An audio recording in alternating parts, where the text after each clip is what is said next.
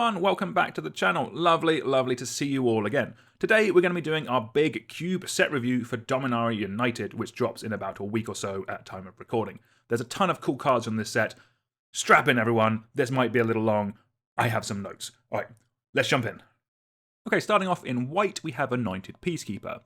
2 and a white for a 3/3 creature human cleric. It has vigilance. As Anointed Peacekeeper enters the battlefield, look at an opponent's hand, then choose any card name. Spells your opponents cast with a chosen name cost 2 more to cast, and activate abilities of sources with a chosen name cost 2 more to activate unless they're mana abilities. So we've seen cards like this already exist. Like this is like another version of Elite Spellbinder to me. They both make the card you choose cost 2 more to cast. This also gets abilities, which is quite nice. Being able to slow down the card even more once it comes down. I'm assuming that even works on Planeswalkers, which is quite nice. This one is definitely better in constructed, I think, where you're hitting multiples of the same card. Obviously, you can run 4 of so this doesn't hit one card. It could potentially be hitting 4 cards, like 1 in the hand and then the rest in the deck. That is much better in constructed. I think Elite Spellbinder is probably better in cube because it flies. I think the flying is a big deal. Like that's going to be getting through for more damage. Put some equipment on it. It's just going to be chugging through. Whereas this 3/3 Vigilance is a fine body, but it just gets blocked by bigger things in cube, which means you're not really getting any aggression out of it as much. I think as well with Elite Spellbinder that the way it's worded means that it always costs 2, even if the Elite Spellbinder is removed. With this, I'm pretty sure from reading it, Rules FAQ will kind of clarify a lot of this, but I'm pretty sure with this, if this dies, you can just cast a spell for the normal cost. So I think for a cube, Elite Spellbinder is probably means that this won't see as much play outside of like budget cubes. But if you want multiple of these effects, this is a sign they're going to be doing more of them, I guess. So yeah, if you want more, then this could be one for you. All right, next up we have Danithar Benalia's Hope. It is 4 and a white for a 4/4 legendary creature human knight. It has First Strike, Vigilance, and Lifelink. When it enters the battlefield, you may put an aura or equipment card from your hand or graveyard onto the battlefield attached to Danithar. Now, I don't think many people are going to be talking about this for cube. It's not super strong, but it's definitely kind of a niche or an archetype that I'm kind of keeping my eye out for. I'm basically looking for more ways of making things like cheating into play like Batterskulls and Cauldron Completes with things like Stoneforge Mystic and Tinkers. I'm not sure how good this is. I'm not sure if this is there yet. The fact this cheats in from the graveyard and your hand is very strong. But I'm not sure how close. I'm not sure how good this card is at kind of that archetype. I think if we had more like big artifact, like another Cauldron Complete, or some more cards, like maybe one more set with like the Reconfigure mechanic from Kamigawa and Neon Dynasty. So if we get another couple of cards with Reconfigure and maybe another couple of big artifact equipment things you want to cheat in, I think this could be quite cool. But I'm not sure it's there yet, but it's definitely one I'm going to be keeping an eye out for. Right, next up we have Defiler of Faith. It is 3 white for a 5/5 creature Phyrexian human. That seems like a new creature type to me. It has Vigilance, and as an additional cost to cast white permanent spells, you may pay 2 life. Those spells cost white less to cast if you paid life this way. This effect only reduces the amount of white mana you pay, and whenever you cast a white permanent spell, create a 1/1 white soldier creature token. So the Phyrexian mana is kind of back, only for permanents, which isn't as big of a deal for this one. It'll be a bigger deal for some of the other ones we'll get onto a bit later, because there is a whole cycle of these. I think this one's pretty good. The base stats are fine. A 5/5, 4/5 with Vigilance is good. It's okay. Not gangbusters, but it's solid. The fact that white already has a lot of cheap creatures and removal on permanents with things like Oblivion Ring, I think this could work quite well. I hope this card is cheap, because I think it'd be really good in like budget cubes in more expensive ones, or where you just have access to more cards. Like this is kind of like a budget version of like God Eternal Raketra. That doesn't have the cost reduction, but it does make 4/4s, which win the game very quickly. In terms of just winning the game with this, like, is this a bit win-more-y? I'm worried about this with like this one and maybe the black or red one. That by the time this comes out, like in a lot of decks, this is your top end. Are you going to have any creatures left to play it? And the point with God Eternal Ketcher, why I think that one's a bit better, is because you play a late game creature, you get a 4/4 with it. With this, you play like a late game like Savannah Lion or something like that, like a cheap cost reducted spell that you get out for free, and then you only get a 1/1 with it. I'm not sure if that's good enough. I think like maybe in like the arena cube with the whole cycle, there'll probably be some busted things that you probably build around, like especially if you're doing, I guess, more kind of like monocolored strategies. Then these probably get better. Like this with like is it Banalish Marshall, the white one? That could be quite interesting because that buffs all your stuff as well. But on its own, if you're not like supporting the monocolored strategies, I think this whole archetype, apart from one, there's one very broken one which we'll get to a bit later on. I think these might struggle a little bit, but cool cards. Hopefully they'll be cheap and people can give them a go. Next we have a card that I really like. We have Guardian of New Benalia. It is 1 and a white for a 2/2 creature human soldier. It has Enlist, which is a new mechanic which I'll read for the first time. As this creature attacks, you may tap a non-attacking creature you control without summoning sickness. When you do, add its power to this creature until end of turn. So it means basically someone can help. So if you have a creature, if you have a 1/1 that isn't going to get through for damage, you can tap it. It will then boost the power of this, and then this makes it a 3/2. Kind of cool. The fact that it doesn't work with hasty, like they can't be summoning 6, so you can't just play them, means it's going to be fair. But I think it's an interesting mechanic. Guardian of New Benalia also has whenever it enlists a creature, scry 2. That is quite nice. A bit of card advantage in white, I do like. And it also has the discard a card. Guardian of New Benalia gains indestructible until end of turn, and you tap it. So this is basically I think a better version of Seasoned Hallowblade, which I've liked in Cube. It does quite well in the mono-white aggressive decks. Turn the lad sideways, get in. This does a version of that. You do lose the point of power. Seasoned Hallowblade is a 3/1. This is a 2/2, but you do have the option, you do have the ability to boost this up, which is nice. And I think the scrying is going to be helpful, especially for like for a mono-white aggro deck, just getting some additional card selection. It's not straight card advantage, it's card selection, because you are also tapping a creature to get it. I think this is going to be quite solid, and this is, like, spoilers for the end of the video, this is one I'm going to be testing. I think this is very good. I think this is actually just a strict upgrade of Seasoned Hallowblades. That's quite an easy one to kind of test out if you're already running that, or if you have any kind of mono-white aggro section, stick this in. I think this will be a very solid card. Next we have Leyline of Binding. It is 5 and a white for an enchantment with flash and domain. Domain means this spell costs 1 less to cast for each basic land type among lands that you control. When it enters the battlefield, exile target non-land permanent an opponent controls until Leyline Binding leaves the battlefield. So this is another kind of like Oblivion Ring effect. Comes in, removes it. When this goes, your opponent gets the thing back. The thing is, like, Oblivion Ring's like 3 mana. So how much more do you want to pay to give it flash? In 2022, when this set is coming out, I don't think you want to be paying more than 3 for this. Because like cards like Fateful Absence exist, which answers like exiles creatures, and I think exiles planeswalkers. That's strong. That's the kind of card that this is competing against in kind of those in cubes that want to run this. This is what it's competing against.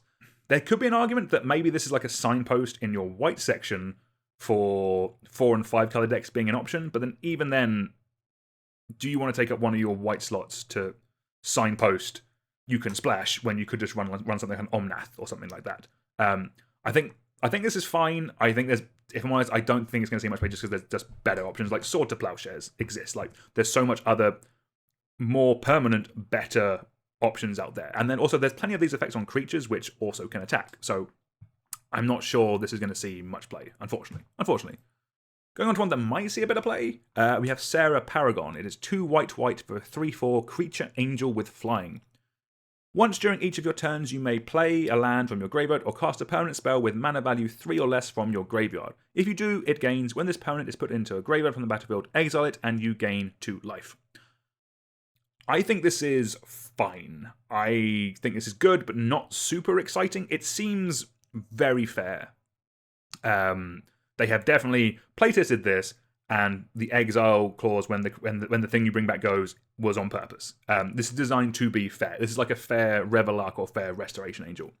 It's still a 4 mana, 3/4 flyer that can bring back your white aggressive creatures early on, or maybe some like key like this doesn't combo, but it could bring back a combo piece. Like maybe if you're in kind of white black reanimated deck, this can bring back an animated, which then brings back something else.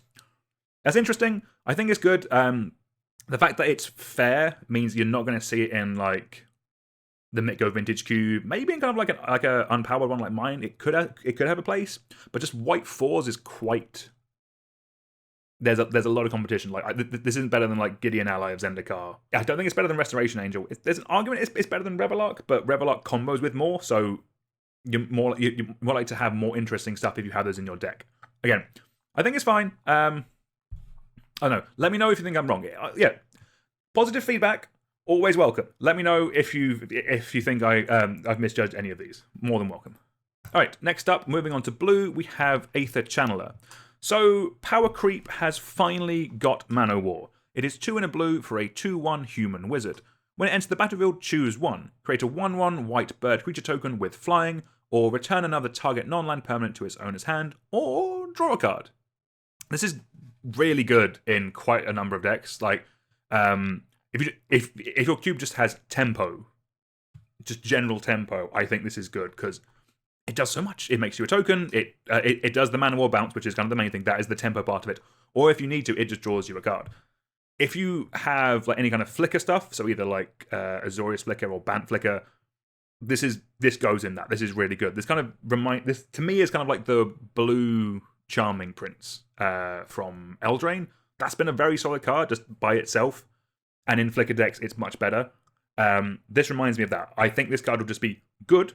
It'll be a very good card and will go into a lot of cubes. If you have the flicker stuff, that'll kind of push it over to the next level. And like because this is just a good, very good card. It's every card we're going to see today, including some of the super dumb mythics, all this kind of stuff. This is probably the one that will just see the most play because it just goes into any cube that I think can run it. Yeah, I think it's good. I'm probably going to have to give it a go.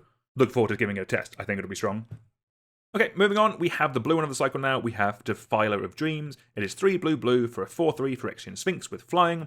It has, as an additional cost to cast blue permanent spells, you may pay 2 life. Those spells cost blue less to cast if you pay life this way. This effect reduces only the amount of blue mana pips that you pay. And it has the very nice ability on this one, whenever you cast a blue permanent spell, draw a card. Okay, I'm going to slag this card off for a bit first, and then I'm going to redeem it afterwards. Of all of them, this is probably the worst with the cost reduction, especially in cube. Like in Commander and Constructed, you can definitely do some stuff with this. Like this into Flying Men in Commander. Mwah, beautiful, love it. In cube, though, blue normally has the least permanence of any color in cube. Like half, if not more, of your blue cube section is normally going to be instants or sorceries, because that's kind of what blue is best at. That means you're just not really getting that much of the cost reduction, which leaves you with the other abilities. A 5 mana for a 4/3 flyer, not really where you want to be. And again, the casting a blue permanent spell, draw a card, is really strong. I think that could be among the strongest of the actual, whenever you cast the X color permanent spell, do a thing. Again, apart from the one we'll get to later. That one is really dumb. This is like by far, I think, probably like the second best of those abilities. But again, you're just not going to have the blue permanents to be triggering this regularly. Because it's not ETB, you have to specifically cast a blue permanent spell. Again, Commander, I think this is going to be a gangbuster. This is going to be a house of a card. In Cube, I don't think it's going to get there, if I'm honest with you. I just don't. I think you're going to be left underwhelmed with this card. And that is probably a reason why it's not going to see that much play. It's probably a reason why I'm not even going to give this one a test, if I'm honest with you. I just think someone's going to draft this and be left very underwhelmed with this kind of like, you play it, you spent 5 mana on a 4/3 flyer, maybe you draw 1 card and you paid 2 life to get it out. I don't know. I don't think this one's going to be that good, if I'm completely honest with you. Now this one, a little bit interesting. Founding of the Third Path. It is 1 blue for a enchantment saga. It has read ahead, which I'll read out for the first time. Choose a chapter and start with that many lore counters. So it means that you can start this on chapter 1, 2, or 3, so you can go right to kind of like the ultimate, as it were. And then it follows the regular saga thing of you put a lore counter on it after you've drawn a card, and then you get the ability. So chapter 1 of this is you may cast an instant or sorcery spell with mana value 1 or 2 from your hand without paying its mana cost. Bit of value, fine. Okay, you can pay this on turn 2 and then and then replace itself with another spell. Interesting. Chapter 2 is target player mills 4 cards. That I do quite like. Self-mill is very good in all formats. Mwah, love it. And then chapter 3, exile target instant and sorcery card from your graveyard. Copy it. You may cast the copy. So this is, at a base case, kind of like a Snapcaster Mage at home, as it were. This is a bit of a weird card. I think this will fall into two groups. This will either fall into like Peasant, because this is a Snapcaster Mage you can play in a Peasant cube. So Peasant is obviously commons and uncommons. They don't have that kind of format doesn't have as many effects like this, so I think that could go into this as well, especially like the chapter 3 on this. The other thing I could see it going into is really high-powered cubes. Because like you get with this, you can like flashback an ancestral recall or a time walk, or you can like with this ability, the mill 4 is effectively draw 4 cards. I'm sure there'll be some dumb storm stuff you can do with this. Okay, I'll ask some players who are better than me at the storm thing, but I would imagine they'll at least be tempted to give this a go. In any cube that's kind of in the middle of those, so like mine, unfortunately, I think this might be a little bit niche. You either want to play it because it's strong enough and you don't have access to this effect like in Peasant, or you want to cast some really dumb busted spells that those kind of cubes have.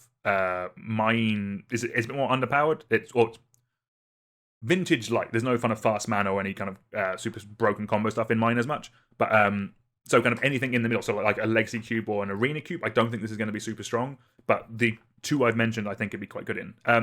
That is unless you're kind of pushing like, I guess like a graveyard spells kind of deck. Like is it Burning Vengeance? Actually, that doesn't even work with this because you exile it. Shame. But there'll be something cool you can do with this card, but maybe not for me. One that is for me, however, is this strapping young lad. We have Haughty Djinn. It is 1 blue for a star 4 creature Djinn. It has flying, and its power is equal to the number of instant sorcery cards in your graveyard, and also instant and sorcery spells you cast cost 1 generic less to cast. This is a really cool card. I really like this one. This is definitely one I'm going to be giving a test. This just does like 2 things that we want in spells decks. We already have cards like Baral and Goblin Electromancer. They reduce the cost of spells. And then we have flyers that have power equal to instant sorceries in your graveyard. There's some Drakes that do that. This is both. This is your discount Stormy type thing and your win condition as well. So if you're just in a deck that just wants to be playing instants or sorceries, if you have things like Young Pyromancer, like if you're kind of if you're just going through the game playing instant sorceries, this reduces the cost of them and is a win condition as well. I also like the fact that this is blue, so it doesn't take up a guild slot as well. So it means you can kind of still have some cool multicolor cards in your guild slot, and then this just sits there perfectly nicely in your blue deck. I think this is really good in like obviously this is good in Izzet, but even like a Simic tempo type stuff where you're playing like bounce spells or in like Ramans and counter spells and stuff. I think this is really good. I quite like this card. This again, strapping young lad going in my cube. Love it. Okay, we're on to black now, and we have Braids Arisen Nightmare. It is 1 black for a 3/3 legendary creature Nightmare. At the beginning of your end step, you may sacrifice an artifact, creature, enchantment, land, or planeswalker. If you do, each opponent may sacrifice a permanent that shares a card type with it. For each opponent who doesn't, that player loses 2 life, and you draw a card. So, where does this card sit?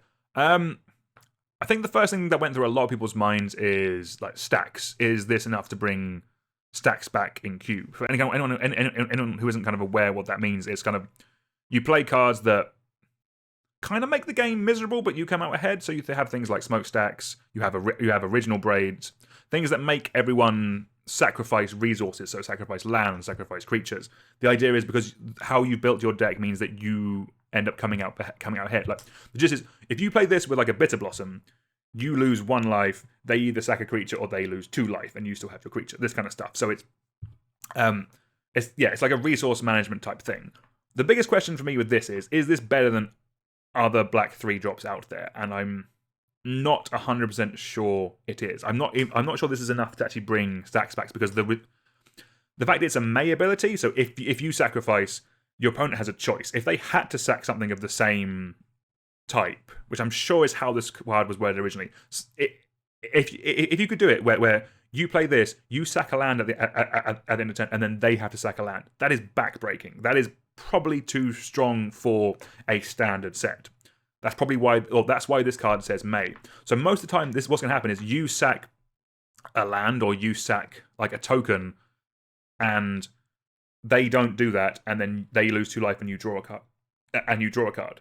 I've kind of had this be compared to like Phyrexian Arena, which I don't know. Like, do you want to play a Phyrexian Arena that dies to?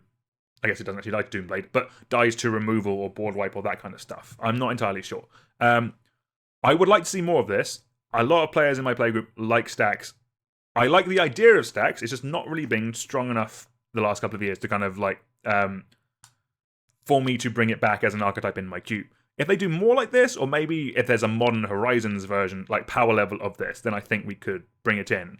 Again, like low powered stuff, if you really like stacks, give this a go. You'll probably like it and you'll probably have a great time. Is stacks back on the menu for me? Not yet. But if you like it, go ham, enjoy yourself.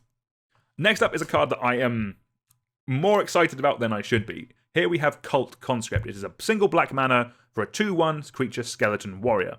It enters the battlefield tapped and has the ability 1 and a black, return this from your graveyard to the battlefield, activate only if a non-skeleton creature died under your control this turn. I think I currently run every good recursive black 1-drop, and I think quite a lot of the 2-drops as well. Basically, as long as it has more than 1 power. If it has 2 or more power and it's a recursive black 1 or 2-drop, I am running it right now. This goes into so many decks. This goes into aggro, aristocrats, and mine it even goes into the madness deck, because you can discard it and then put it back later. It's beautiful, wonderful. And importantly, this is uncommon.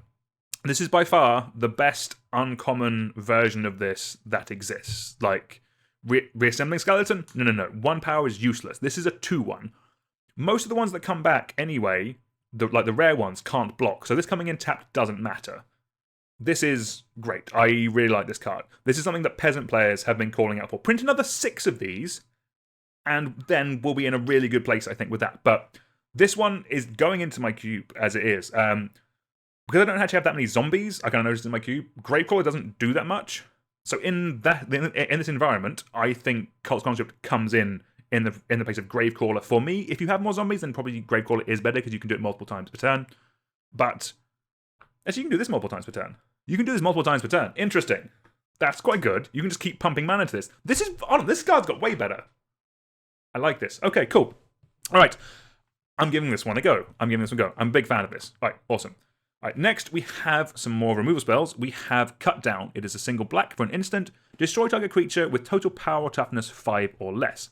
So this, to me, is basically a more versatile Disfigure, which I did run in my cube for maybe a bit longer than I should have. This just hits so many things. This hits 1/4s. Wow. Disfigure, Heat your heart out. That's really good for just 1 mana. I think this has to be worth a test. It's just very, very efficient. I think the main question actually is, what is cut for this? Is this kind of like, do you cut something like Doomblade for this, or go for the throat for this, or are you cutting like a Fatal Push for this? That's kind of the interesting point. Are we cutting like the removal that kills 90% of things, like a Doomblade or a Go for the Throat, or are we cutting like one of the cheaper ones that like only really gets like very small creatures or creatures with like CMC 4, that kind of stuff? Let me know what you think. I'd be interested to know what is the cut for a Cut Down. I'm more proud of that transition than I should have been. I'm so good. All right, next we have Defiler of Flesh. That is 2 black for a 4/4 Phyrexian Horror with Menace. As an additional cost to cast black permanent spells, you may pay 2 life. Those spells cost black less to cast if you paid life this way. This effect only reduces the amount of black mana you pay. Whenever you cast a black permanent spell, target creature you control gets +1/+1 and gains Menace until end of turn. So this is obviously the black one of the cycle, and it has stats are good. But as a creature, I think I like a 4/4 with Menace quite a lot. For 4 mana, I like that much more than the flying body of the blue one. Also, generally, black has some of the best colours for this effect. Lots of cheap, aggressive creatures like Conscript that we've gone over. Or it has a lot of very intensive black mana pips. So you have like a Phyrexian Negator would be cool. Or you have things like Necropotence. Anyone, why not? What really lets the card down, though, is that last ability. Only giving 1 creature +1/+1 and Menace until end of turn. End of turn. That is... I mean... That's good, but it's not gangbusters. When you see the green one... Okay, the good one's the green one. Okay, we've let it out. The good one's the green one. When you see that and compare it to this, it's kind of insulting. I think this card is fine. I think this card is good. There's just much better black 4-drops out there. Like, I don't think you cut Ravenous Chupacabra for this. Well, what else am I running in my black 4s? I don't think you cut Rankle. You're not cutting Rankle, you're not cutting Grief.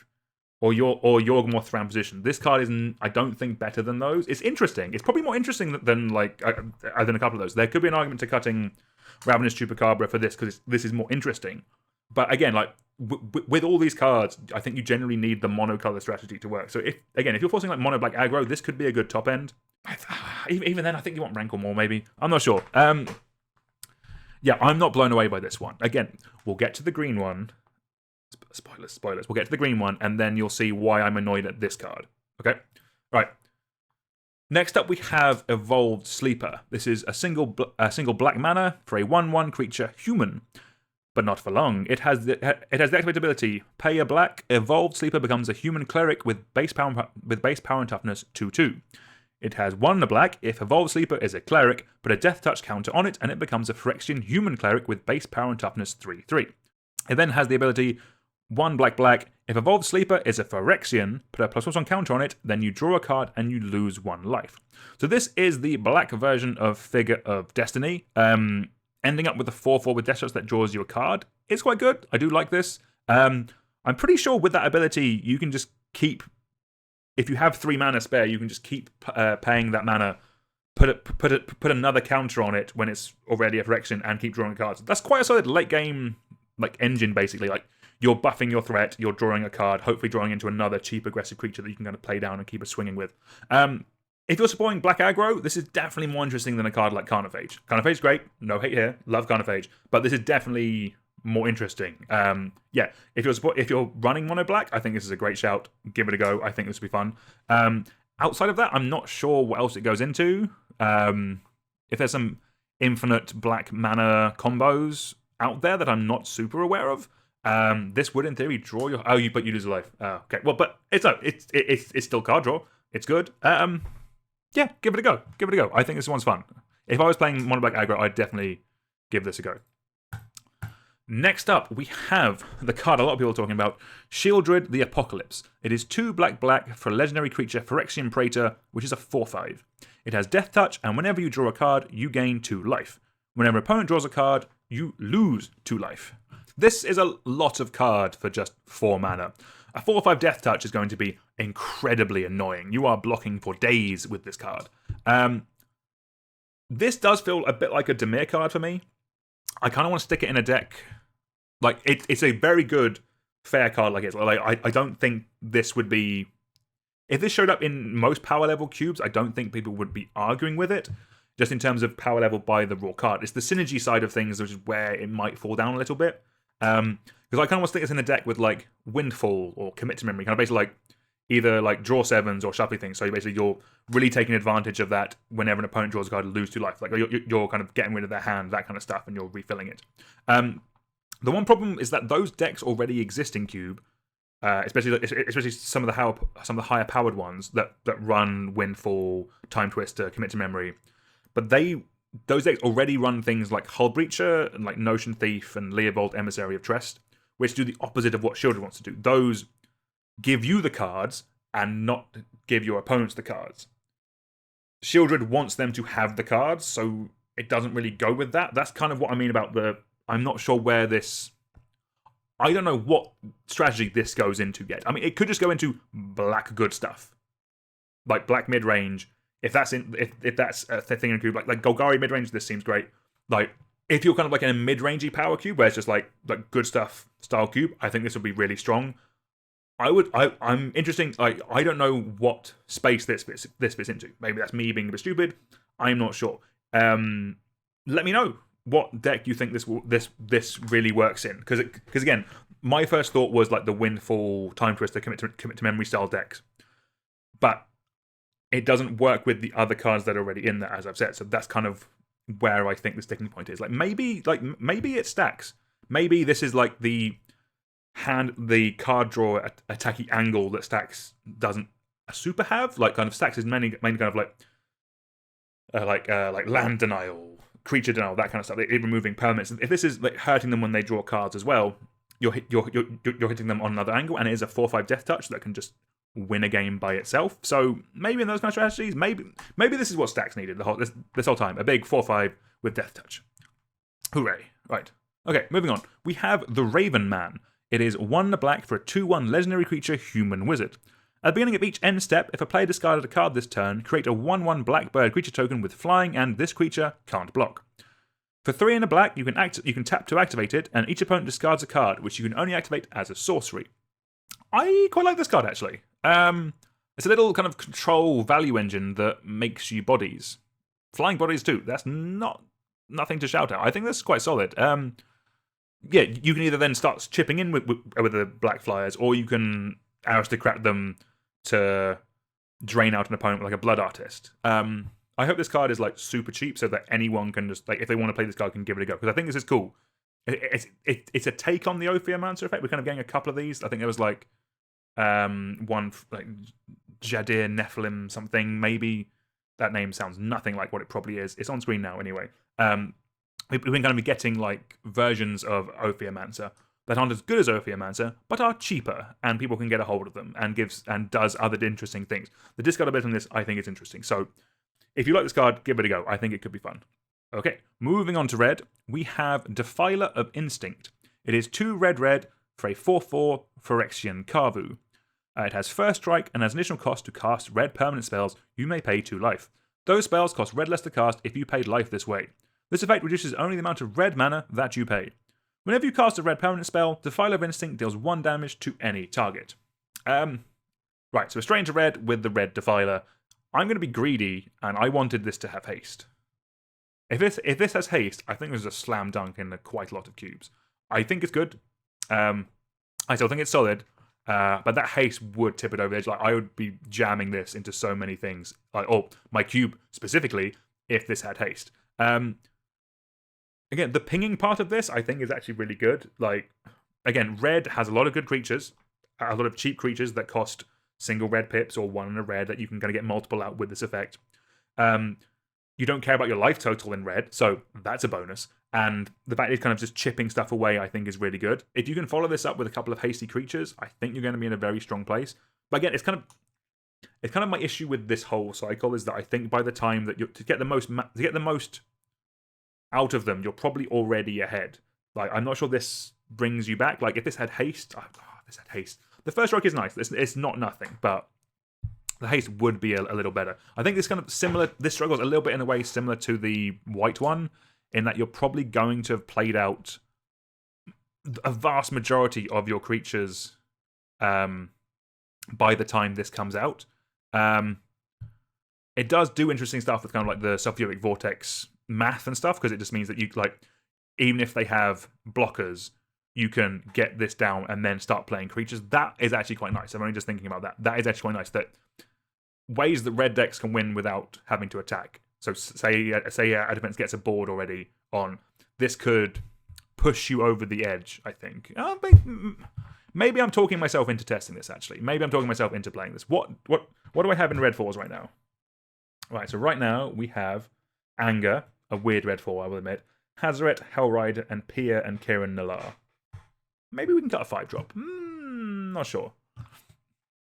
Okay, I've kind of talked myself into maybe testing this now. Maybe this could actually be quite solid mid to late game as a way of just pushing through more damage. Yeah, okay. Okay, I've turned around. I like this card now. Okay. Real-time hot takes on the channel is what you came for. All right, next we have Electrostatic Infantry. It is 1 red for a 1/2 dwarf wizard with trample, and whenever you cast an instant or sorcery spell, put a +1 counter on Electrostatic Infantry. So this is basically Sprite Dragon, which is already a very solid card. You lose flying, but you gain the trample, which is it's very similar in a lot of Magic, very similar. But what I like about this is what I said about a card earlier. Is this just goes in your red section? You don't have to use a multicolored slot for this. You don't have to use that guild slot. You probably actually run both. Now I'm thinking about it. You probably actually run both this and that. But it's nice to have more of these effects that are actually good, like the permanent style, like the counters. The fact it's not until end of turn, the +1 counter aspect I really like. It gives you value throughout the game. It lets you play your draw spell and not have to kind of just like blitz it all in one turn. It lets you kind of get damage in again and again while still having the instant speed won't it happen style effect. I think this is quite nice. So I like this card. It's very good. Give it a play. Okay, next we have Jaya, Fiery Negotiator. It is 2 red for a 4 loyalty legendary planeswalker Jaya. +1, create a 1/1 red monk creature token with prowess. -1, exile the top 2 cards of your library, choose one of them, you may play that card this turn. -2, choose target creature an opponent controls. Whenever you attack this turn, Jaya, Fire Negotiator, deals damage equal to the number of attacking creatures to that creature. And -8, you get an emblem with whenever you cast a red instant or sorcery spell, copy it twice. You may choose new targets for the copies. So good to see Jaya back. I don't know what's going on with the story, but yeah, I'm sure Jaya's going to be smashing it as always. Good to see what they've got coming up with her over the next couple of sets.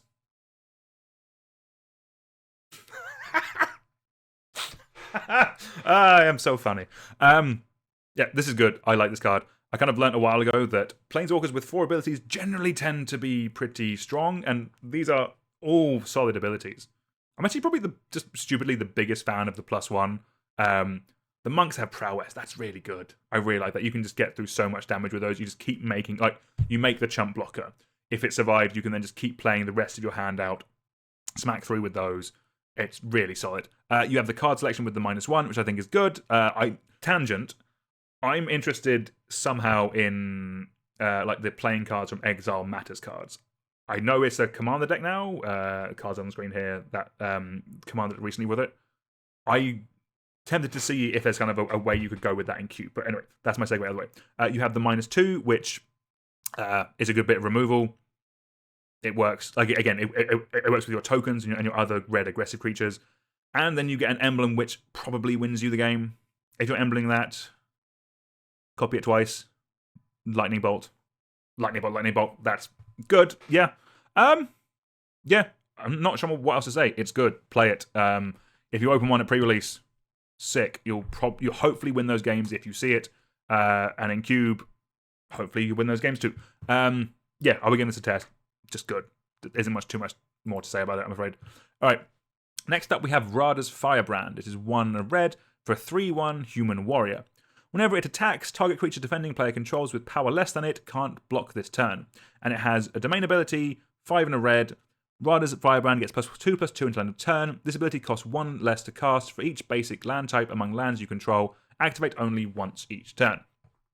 This looks like a very solid red aggressive creature. 3 power, 1 toughness, 2 mana. Love it. That Earthshaker Kenra style stop a creature from blocking it is really good. That can be really annoying. Like, I played a game last weekend where I was having to not kill the Earthshaker Kenra because if it could come back and get the effect again, it would kill me. So this being able to do it every turn, whenever it attacks, I think is really nice. That is a very strong ability.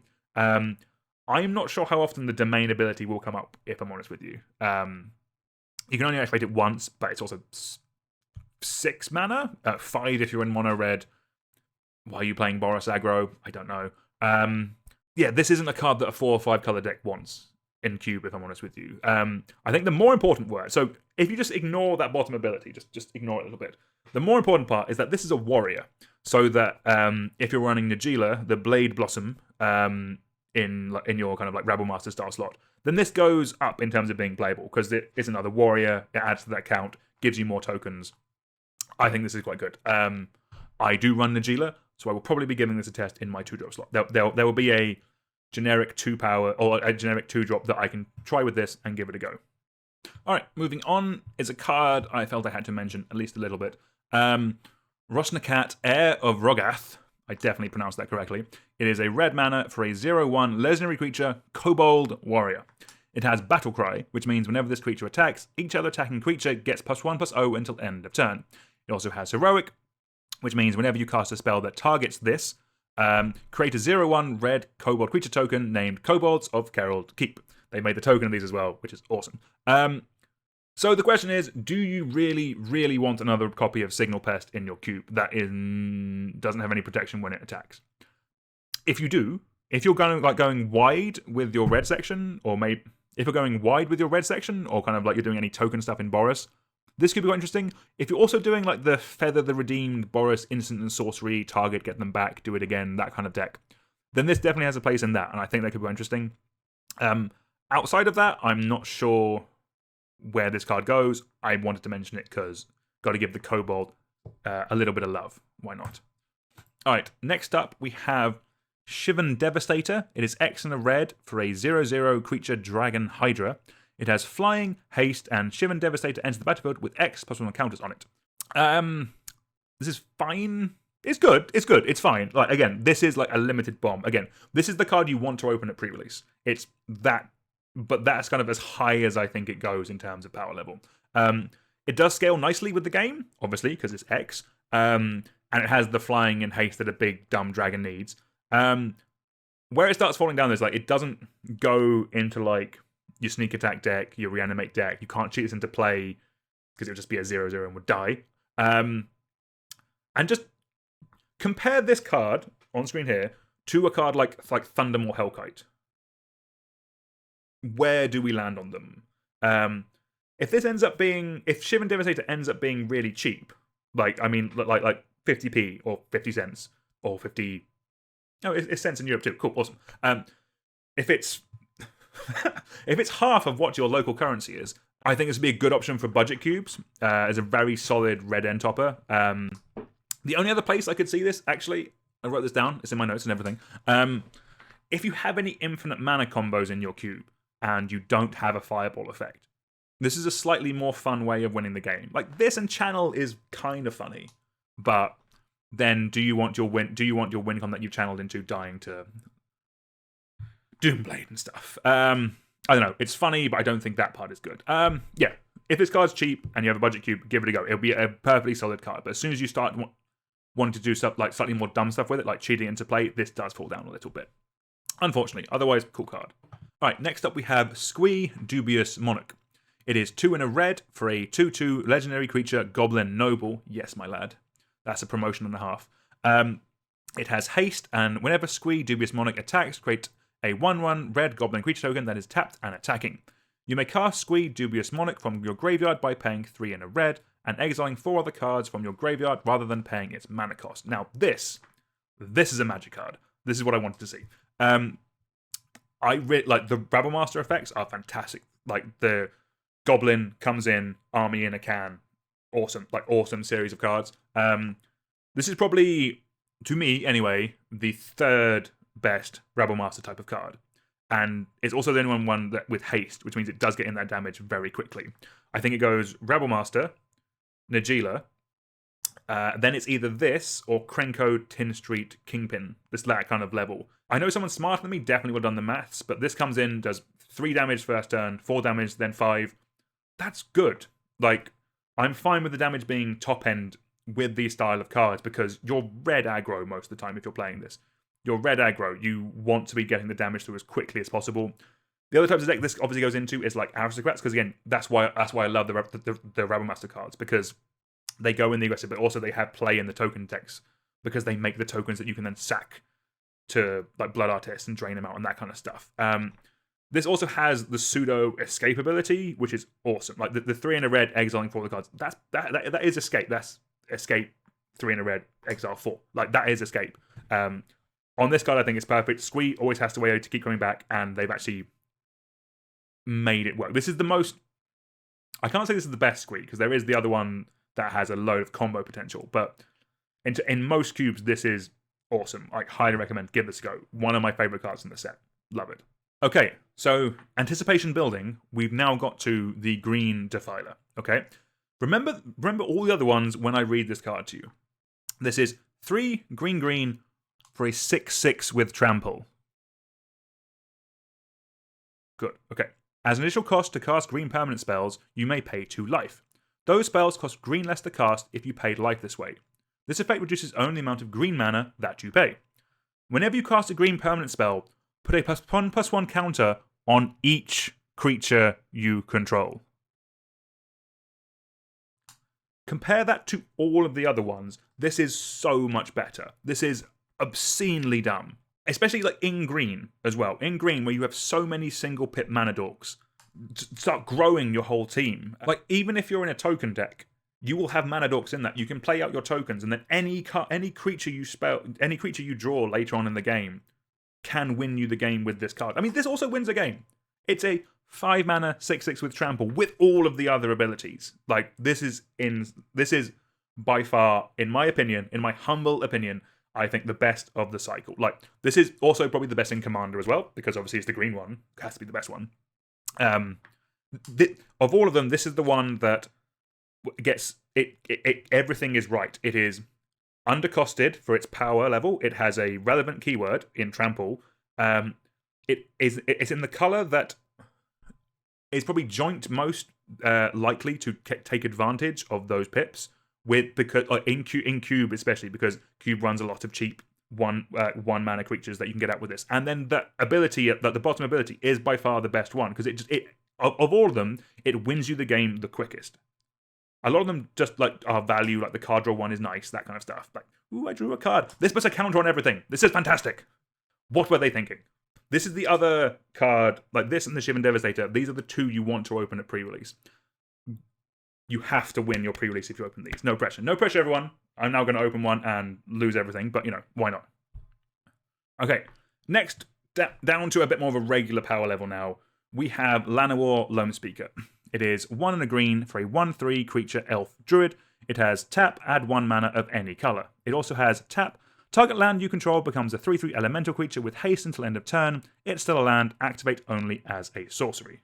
So, I'll be honest, I quite like me like a Sylvian Caryatid style card in Cube. So, while with this you lose the hexproof, but you gain the ability to start hitting your opponent with 3/3 lands. Which means this has some pretty solid like late game potential after board wipe to like drop this. Things are at parity.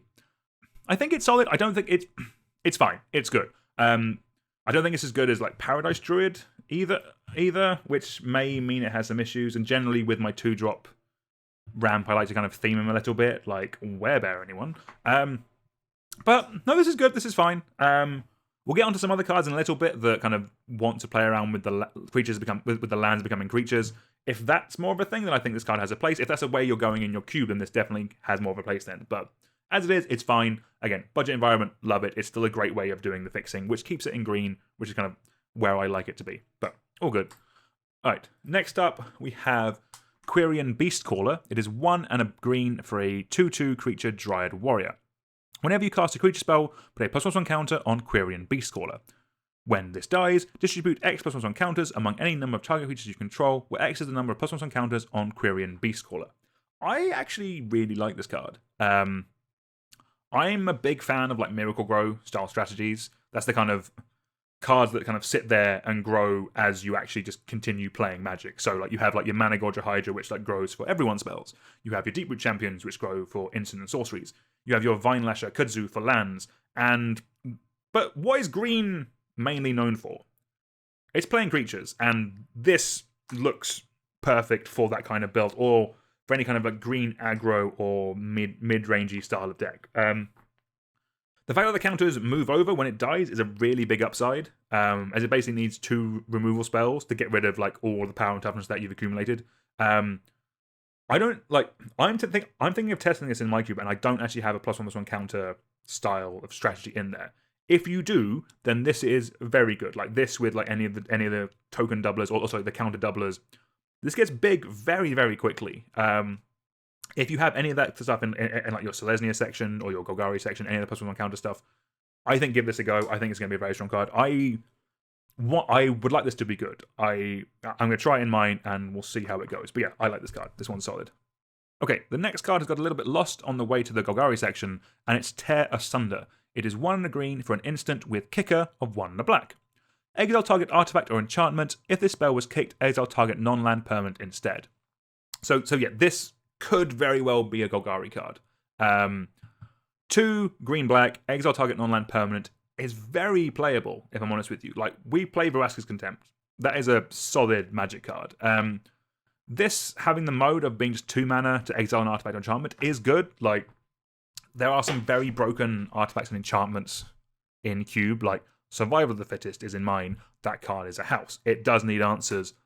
This is a solid way of answering it. I think the more higher powered level the Cube, the more likely you are to want to play this. Again, because 2 mana to exile your Signets or your Moxen or your whatever, or your Soul Ring in the high-powered ones, I think is going to be very good. And then the fact that later on it can answer anything as well. Like it can answer a Planeswalker. That's good. I like the fact it can answer a Planeswalker. I think this is good. The interesting thing with this card is I'm not a big fan of running just sideboard cards in Cube. I don't like running cards that is just destroy target artifact or enchantment. That's not good enough. Like Reclamation Sage gets in because it's also a creature, which goes in your hoof decks, or you can Quarter Calling for it. Like that makes it more interesting.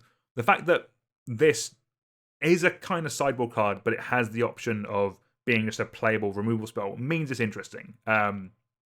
I'm not sure if I'm going to put this in, mainly because I'm not sure where it goes.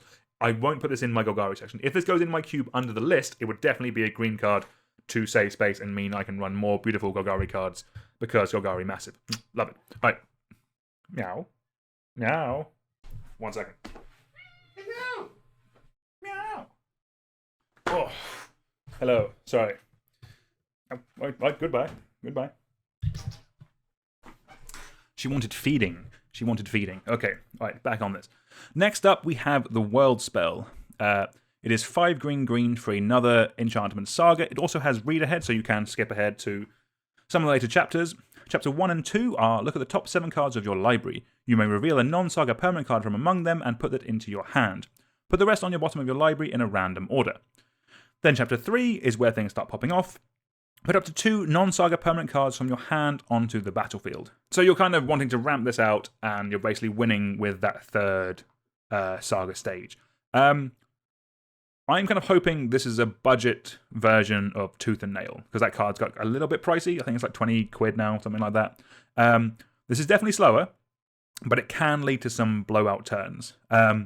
This is where like the read ahead is really interesting, because you can get, like, it happens tons, you can get stuck with your big cheat targets in your hand rather than in your graveyard or on top of your deck or anything like that. This helps with that. This lets you put them both into play straight away. Yeah, I think this will probably be on the Arena cube, to be fair, and it'll probably be very good in that. Like, there are Eldrazi in that cube, so yeah, I think this will be solid. It's a budget version of something we already have, but worth mentioning, I think. All right, our last green card is Urborg Lurgoyf. It is 1 and a green for a star/1+ star. It is a Lurgoyf. It has kicker for a blue and/or a black. As it enters the battlefield, mill 3 cards for each time it was kicked, and then its power is equal to the number of creature cards in your graveyard, and its toughness is equal to that number plus 1. So this is obviously another card that got lost on its way to the multicolored slot.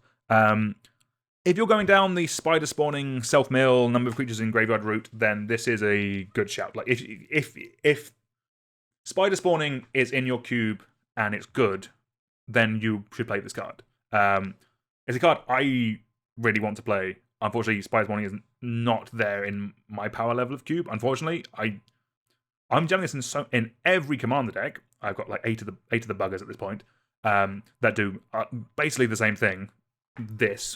They do this, and this goes in all of that. But yeah, if you have Spider Spawning, play this. You'll love it. It'll be a great addition to that deck. All right, moving on to multicolored. We have Astorbearer of Blades. Now, it is 2 red-white for a 4/4 legendary creature, human warrior. It has, when it enters the battlefield, look at the top 7 cards of your library. You may reveal an equipment or vehicle card from among them and put it into your hand. Put the rest on the bottom of your library in a random order.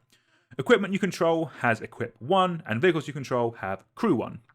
Now, this is on the list for similar reason to the Danethar that I mentioned earlier. It's strategies that I'm looking out for cards to make them good. Like, do something cool with equipment or vehicles. Like, this is probably not insanely cubable, if I'm honest with you, because it is a vanilla 4/4 in Boros. But Boros is kind of boring in cube. You know what I mean? Like, it's not... What does it do? What does Boros do that mono red doesn't do better, or mono white doesn't do better, or if you go tokens that Selesnya doesn't do better? Like, doing stuff with equipment is interesting. I like that. I want there to be more of these cards. Do more stuff like this, and then I might have enough for a whole section in my cube. At the moment, I don't think this is there. Like, because like initially I was like, it works with with this reduces the crew cost of Parhelion to just 1, but this is a 4/4, so we can just crew it. So that was kind of that wasn't a great take from me. But like giving the hammer, the big ass hammer, crew 1 or equip 1 is interesting. But yeah, maybe. But I don't think this section is there yet. But I will keep an eye on it and see where we get to in the future. All right, next we have a very interesting card. We have Balmor, Battle Mage Captain. It is a blue and a red for a 1/3 legendary creature, bird wizard. It has flying, and whenever you cast an instant or sorcery spell, creatures you control get +1/+0 and gain trample until end of turn. Now, this is a card that's worthy of a guild slot. This is exactly what Izzet wants to be doing. Like this is a very good sign to a Izzet player, or a potential Izzet player in Cube, what you want to be doing. It pumps your whole team, while also giving them trample. Like this in a deck with like a young Pyromancer or Saheeli Sublime Artificer is awesome. Like that's great. I really like that. Unfortunately, you're probably not going to see this in the Mid-Go Cube because I don't think it's that powerful. Like it doesn't have Storm, so therefore it doesn't really go in that deck. Sorry, but I'm tempted to run this in mine. I think this would be a ton of fun. I'm unfortunately in mine. I'm kind of gone away from the tokens and gone more into like the big spells that you have on the Arena Cube, just because I think I'm testing that. But when I go back to the more token go widey with instant and sorcery spells, this will go in with that, and I think it's actually gonna be very strong. I think this would be awesome. Give it a shout. Give it a go.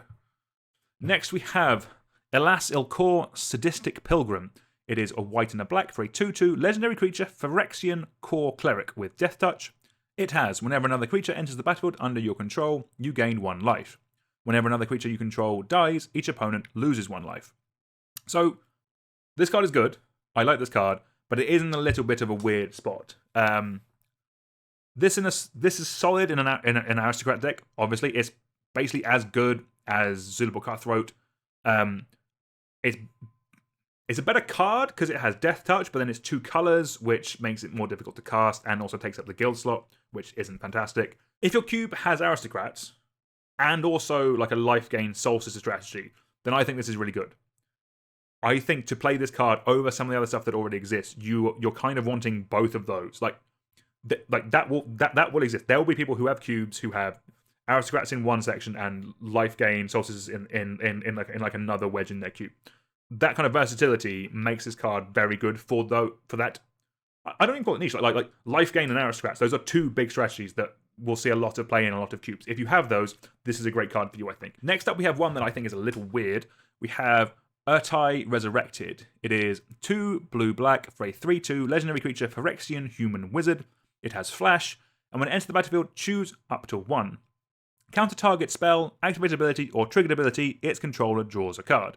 Or destroy another target creature or planeswalker, its controller draws a card. I'm not sure how to evaluate this one. So it's a counter spell. So it's a creature with flash that has a counter spell or also a stifle on it. You give the opponent a card, which is better than them ultimating a planeswalker, and you also have the added removal, which I think is nice. I do think that, generally speaking, a random card out of your opponent's deck was probably better than them either resolving the spell or the ability that you're trying to stifle.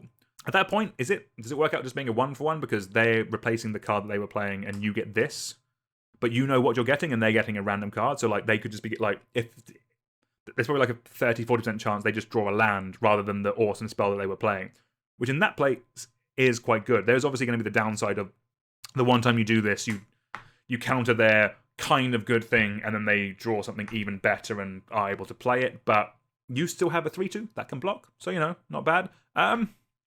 The only way I'm going to know how good this card is either one, if you tell me down in the comments below while you are like, sharing, and subscribing, got it in there, finally, or by testing it myself, which is probably going to be the route I'm going to go down. I think giving this a test is probably the best shout. So I'll give it a go, and I'll let you guys know in the future what we think of it.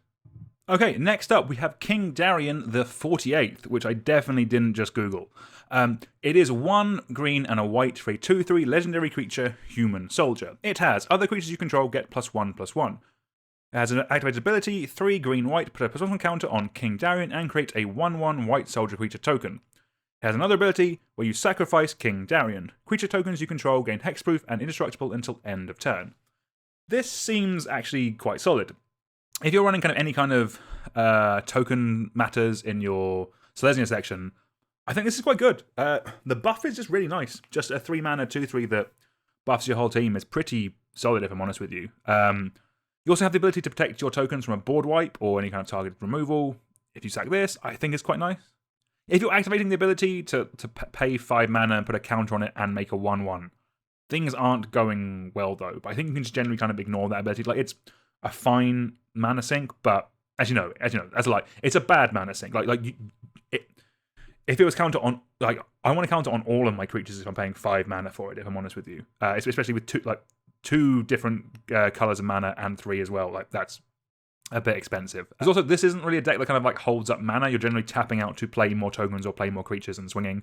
You're not really holding up for like a counter spell or anything like that. I think it's a good card. Like, if you're already running like Intangible Virtue or Tristani Discordant, then I would consider running this one as well. I think it's like it's a very good addition to those kind of decks. So solid, not fantastic, but probably worth a try. All right, next up we have Legomos, Hand of Hatred. It is 1 black-red for a 1/3 legendary creature, Human Shaman.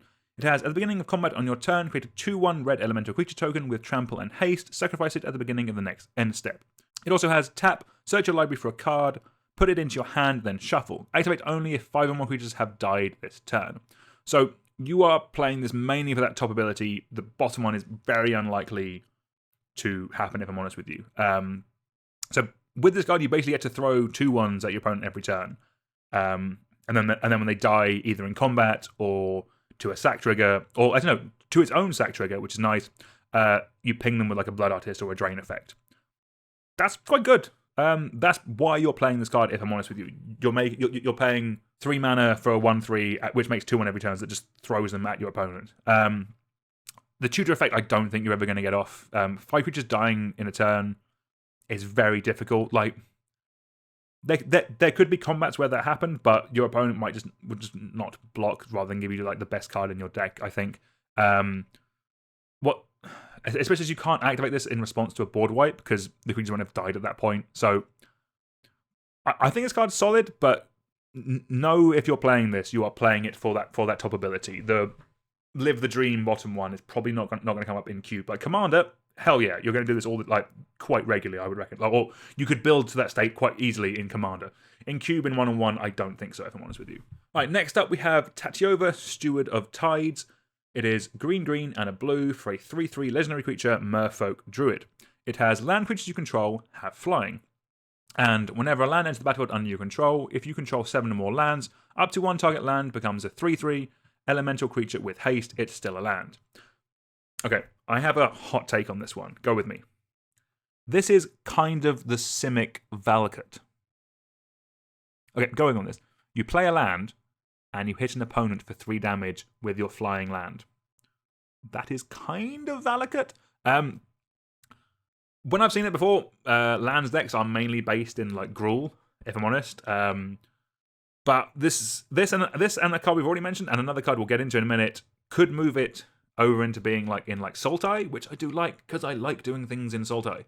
Yeah, if there's more cards that kind of have like the turn lands into creatures, like good creatures as well, like what's it like? Waker of the Wilds was a fun card in Ixalan that kind of turned a land into like a big creature. If there's more stuff that turns lands into good creatures, like not 1/1s. I don't want my forest becoming 1/1 saplings. That is not the level we're at anymore. I want my lands becoming like 3/3s, 4/4s, 5/5s. That's good. If there's more of those kind of synergies, then I think that could be a very interesting way you can take Simic that isn't just rampant card draw. I don't know. Let me know what you think. It could be fun. Next up, we have Urg, Spawn of Turg. Good name. Love that.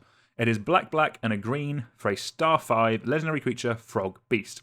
Urg, Spawn of Turg. I just really like saying it, if I'm honest with you. Its power is equal to the number of land cards in your graveyard. At the beginning of your upkeep, look at the top card of your library. You may put that card into your graveyard. You may play a Golgari, sacrifice a land, and you gain 2 life. So this and Tatyova, I think, could make a very interesting like Sultai land section, if I'm honest with you. This mills you, so it has utility in other graveyard decks. Like this goes in like the Spider Spawning deck, kind of, because it does the self-mill stuff. The sack land ability is good. That is strong. Like Titania is a house. Play this and that. Very good. They love each other. I'm not sure how good this is, but I want to throw this in a cube with like Gitrog Monster and Worm Harvest, and then you have a very interesting Golgari land section. That could be quite cool.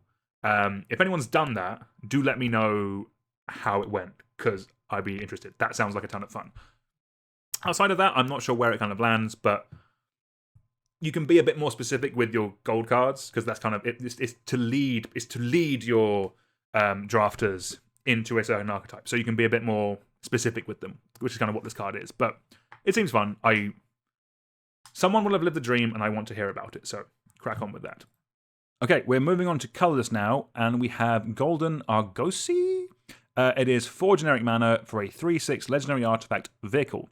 Whenever it attacks, exile each creature that crewed it this turn. Return them to the battlefield tapped under their owner's control at the beginning of the next end step, and it crews for 1. So this is a flicker card, first and foremost. What's important to know is that you can overcrew vehicles, so you can throw multiple creatures into this, multiple value creatures into this, if you want to regain some ETB effects. It's on attacks. You get the flicker thing on attacks, which seems very sensible. Otherwise, this would be a little bit too strong. What's good is the 3/6 isn't dying straight away. Probably not doing a ton of damage, but you're mainly doing it for the flicker. Like this could be an 09, and you would probably still want it in the same way. If I like this if you're trying to do flicker in more than 2 colors. Like if you're like doing like Bant flicker, this helps. This makes it so they can play something, so the player can play something guaranteed on turn 4. Because sometimes you don't always hit your lands, or you don't always hit your colors of pips. This helps out the mana base, which I think is quite nice.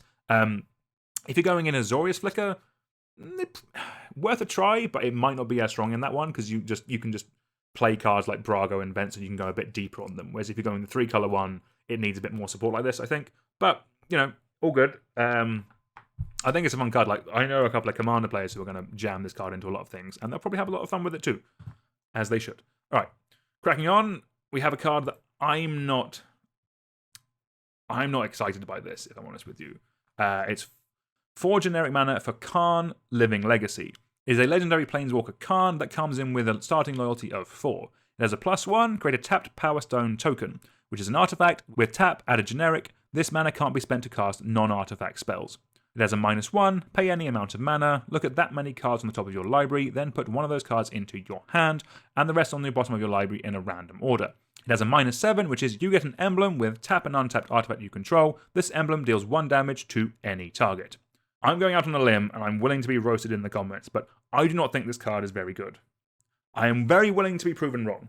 I'm very willing to be like, this breaks every format and it's awesome. Or this card is just fine and playable.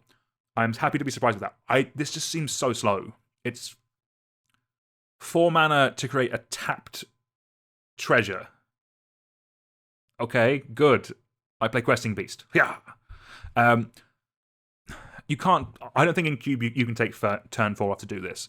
Obviously, if you get the emblem off, you win. But that's the same with most Planeswalkers. If you can tick this up 4 times, or if you can tick this up 3 times and then minus it, any other card you played would have won you that game at that point, I think.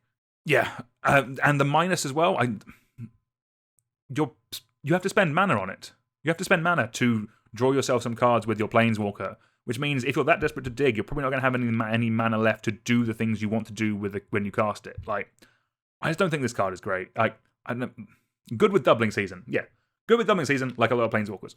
Apart from that, I'm not sure why you would play this in Cube. Again, willing to be proven wrong. If it breaks a load of stuff, I will come on here apologizing that I was wrong to everyone watching. Okay, next up, we have Karn's Silex. It is 3 generic mana for a legendary artifact.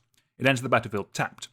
Players can't pay life to cast spells or to activate abilities that aren't mana abilities. It has X and tap, exile Karn's Silex, destroy each non-land permanent with mana value X or less, activate only as a sorcery. This card seems miserable, and I really like it. I'm getting a little bit worried in modern times that just mana bases are getting too good. Like we've got a full set of triomes now. We have shocks, we have jewels, and we have fetches. Shutting off those fetches is nice. I think like this could be something like this kind of prison-y style deck. I haven't really seen it. Like I've seen it a bit in Legacy. The wife plays it a little bit. I like that. I kind of like that style of deck, but I haven't seen it in Cube yet. Maybe a few more cards like this could be the way to go. And also the fact that the board wipe on it, it's almost like it's like a backwards engineered explosives. I could see control decks wanting this. Like I can see kind of like big mana, like a blue-white control deck that's like already got its fetch out. Like play this a turn early with a bit of ramp. Punish your like 4 or 5 color greedy mana base opponents. I quite like this. As a way of keeping mana bases in check and kind of keeping decks honest, while also giving you a utility board wipe. I think it's quite good. I'm probably going to give this a test if I'm honest with you. I think this is quite fun, isn't the right word? I just called it miserable. This is a good card. That's what I'm going with. All right. We're almost at the end. Thank you for sticking around, everyone. Last up for colorless, but not last of all, we have Weatherlight Completed. It is 2 mana for a 5/5 legendary artifact vehicle with flying. As long as Weatherlight Completed has 4 or more Phyresis counters on it, it is a Phyrexian creature in addition to its other types. Whenever a creature you control dies, put a Phyresis counter on Weatherlight Completed. Then draw a card if it has 7 or more Phyresis counters on it. If it doesn't, scry 1. So, importantly, you can't crew this with creatures. Or you can, but they have to die. You have to have 4 creatures die before this becomes a 5/5. Every time you do, they scry. That's nice. Like, that is actually quite nice. I think I missed that the first time I read that, because if it doesn't scry 1 thing. So this does look like it wants to be an aristocrats, or like a sideboard for an aggressive deck against a control deck where they kind of have board wipes and stuff. It's like board wipe protection in those kind of things. A 5/5 flyer for 2, it's obviously very nice, but realistically, unless you're like aggressively sacking your board or like making very bad attacks, it does take like 2 to 3 or maybe even 4 turns to get this going after you've played it. And if your deck where that many turns are going by and all you're doing is kind of just like making bad attacks to get this off, or more realistically kind of building up a board and sacking it, would you not just rather have like another token maker or another blood artist effect or something that buffs your team, or just like a rebel master? Like I think I'd rather like Squee is so much better than this, if I'm honest with you. Like again, like this is Cube we're talking about. Like Commander, again, I think this card is very good. It's a 2 mana thing. It scries you some cards, and then eventually it just sits there, and whenever you sack a creature, draw a card. That's really good in Commander, but I don't think the games shouldn't be lasting that long. Like maybe in more underpowered stuff, but this is a mythic, so I'm worried it'll be expensive. I don't know. Like if it's cheap and you're looking for something a little bit interesting in your aristocrat section, give it a go. Actually, like yeah. If this card is reasonably priced, like less than like £3, we're talking, give it a go in your aristocrat section. But this isn't one to kind of like go seek out, I think. All right, last card of the day, we have Thran Portal. It is a land gate, which I'm just reading for the first time. Interesting. I now need to update a load of deck text. Thran Portal enters the battlefield tapped unless you control 2 or fewer other lands. As Thran Portal enters the battlefield, choose a basic land type. Thran Portal is the chosen type in addition to its other types. Mana abilities of Thran Portal cost an additional 1 life to activate. So, the more I look at this, the more I read this, because the wording is a little bit confusing. So this comes down on like before turn 3 and is an untapped land of any color. I'm not going to say better, because I know people love the brainstorm, crack the fetch, shuffle away, draw new stuff that you get with like Evolving Wilds and Terramorphic Expanse and fetches and stuff. But realistically, to the average kind of like aggro mid-rangey deck, this is probably just as good as Evolving Wilds or Terramorphic Expanse in those. Now, those are some of the most highly played cards in any cube, so it may mean this sees a lot of play. Am I wrong about that? Like, I'm not sure. Like, I see this as a different version of Evolving Wilds. They can come into play untapped on turns like 1, 2, or 3. That's good. An Evolving Wilds that comes into play untapped, that's very good. So thank you for sticking around, everyone. Thank you very much for watching. I hope you like the new video type. We're going to try and do this for every set, because I like talking about Cube, so I might as well talk about Cube. I think these are all interesting. Like, there's a lot of interesting cards in this set. I think personally they've got the power level right. I can't be asked, like, Modern Horizons and all that kind of stuff. There's just so many cards. If there's another Modern Horizons, I might get someone else on to help me read some of them, because my voice is so unbelievably parched. But with all that, thank you all very much for watching, everyone. It is greatly appreciated. I will see you all soon. Much love. Goodbye.